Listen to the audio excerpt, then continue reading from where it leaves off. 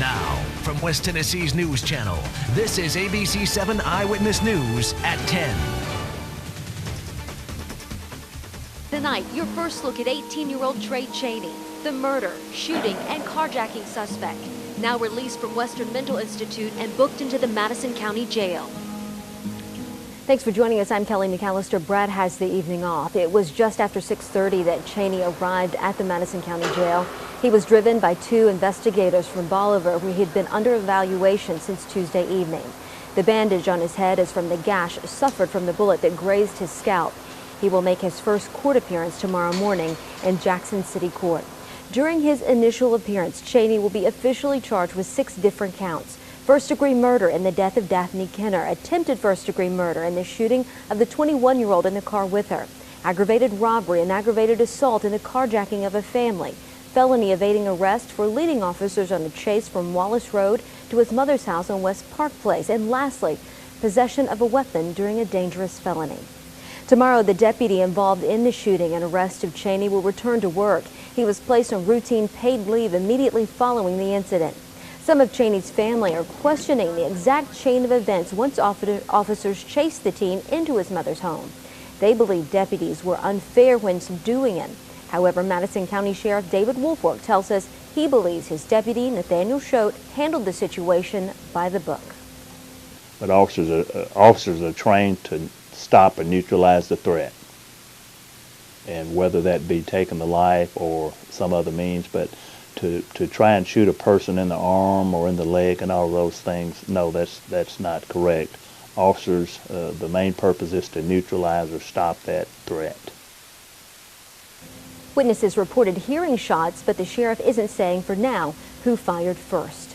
Tonight, Daphne Kenner's family was among dozens of other West Tennesseans who gathered on the lawn of the Madison County Courthouse to remember lives lost to domestic violence. The Women's Resource and Rape Assistance Program, also known as WRAP, held its annual candlelight vigil tonight. Organizers say Tuesday's violent acts are a haunting reminder of just how real domestic violence is in our community. They say events like tonight's often give women the strength to get help. Every year there's somebody that comes forward that either tells me you saved my life 10 years ago, or tells me my daughter needs your help, or that they need our help, and they will get our number and they will call, and that's their first step to recovery. Statistics show 1 in every 3 women in America will be affected by domestic violence in her lifetime. New at 10 tonight, the Jackson-Madison County School Board put it to a vote on whether to move forward with a second search for a new superintendent. ABC 7 Eyewitness News reporter Emily Casulo was at the meeting. She joins us live with their decision. Emily? Kelly, the board was split on the decision tonight in a 3-5 vote, much like they were last summer when they couldn't choose between the 6 superintendent candidates. A second superintendent search has been put on hold. I think it would be counterproductive to do it this time. I just don't think there's enough support on the board to go forward with it, even if there's enough support to start the search. The school board voted in a 3-5 vote to not move forward with the superintendent search now, and likely not anytime soon. Chairman David Clift says he hopes they'll wait another year. Only 3 board members, Bob Alvey, Carol Carter Estes, and Dr. Joe Mays, wanted to start the search. And if this is a good time, I guess we need to go ahead and do it. They didn't decide when they would start another search, but Cliff says the firm that helps with the search recommends they do a search in the fall in either October or November. For now, the firm is on standby. BWP, the firm that's doing our superintendent search, they stand ready to begin a search whenever we're ready to do it. Also tonight, the board decided not to talk about raising the superintendent's salary. That position is currently being filled by Buddy White. They say the salary issue will likely go on the next meeting's agenda. Emily Casulo, ABC 7 Eyewitness News. Thank you, Emily. Well, it was a night to remember for those who attended tonight's Jackson Symphony Legends Benefit Concert. Christian and pop artist Amy Grant took center stage with the Hub City's favorite symphony for its 19th annual fundraiser. Grant sang several songs from her own catalog, including I Will Remember You and duets like Baby Baby with Keith Thomas. The event is one of the biggest fundraisers for the symphony. Great day today across West Tennessee, and tonight equally as nice. This look outside brought to you by David White Body Shop, the certified professionals. Here's what your numbers look like for today. We actually saw a high temperature of 75 today. Our low this morning was 61, 74, and 49 of the normals.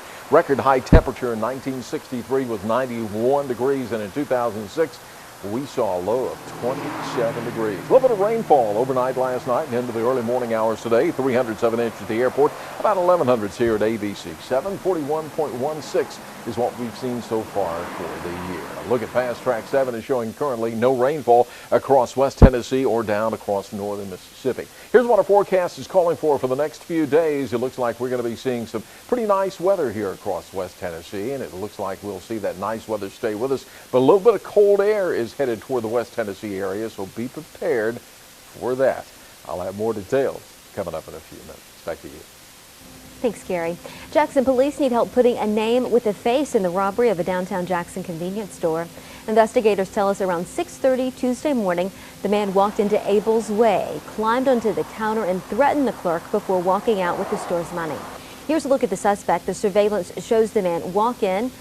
Sorry, that is not the right video, but the surveillance video does show the man walk in, put a bag on the counter as he demanded money. And it's hard to see, but the clerk said he did have a knife. Investigators believe that the suspect was wearing a wig. If you recognize the man, and you can see those pictures on our website, WBBJTV.com, call Jackson Police or Crime Stoppers.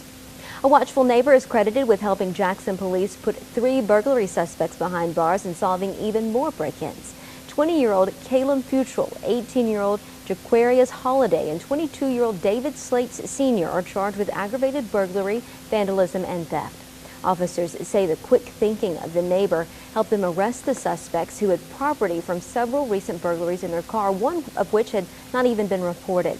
All 3 will be arraigned on those charges tomorrow.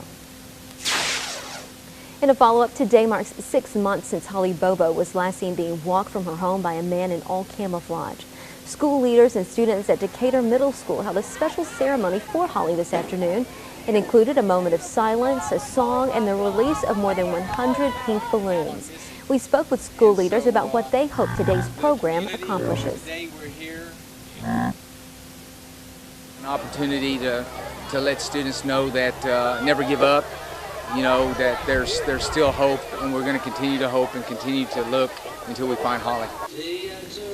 Many of the students at today's event tell us they're longtime friends of Holly and the Bobo family.